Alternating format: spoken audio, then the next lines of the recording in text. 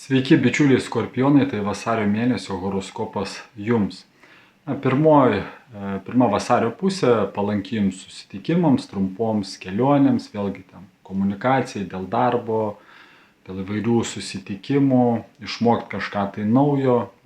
Geras laikas ugdytis įgūdžius, mokytis kažką naujo daryti rankomis, susitikti su draugais, su jaunesniais giminėmis. Ir vasario antra pusė palanki tvarkyti reikalus susijusius su automobiliu, su nekilnojamu turtu, dvasingumui, vidinės ramybės paieškoms, santykiams su mama, aplankyti mamą ir panašiai. Ir nuo vasario pabaigos palankus laikas bendravimui su vaikais, pradėti kažką tai naujo gyvenime, galbūt kažkokius tai kūrybinius projektus, jeigu planavot.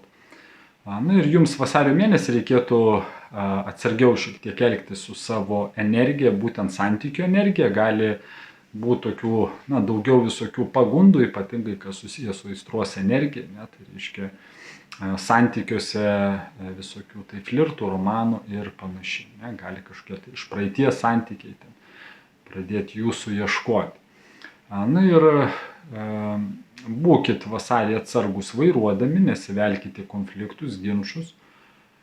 Palankus laikas, kaip sakiau, spręsti nekilnojamo turto klausimus. Galite, aišku, vasario mėnesį šiek tiek jaustis neįprastai.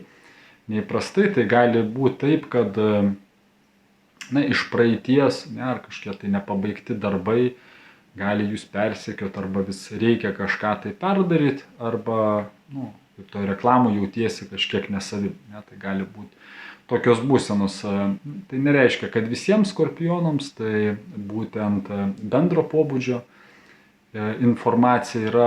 Aišku, pasitikslinkit, nepatingėkit, kur yra mano video, koks jūsų zodiako ženklas, pasitikslinkit.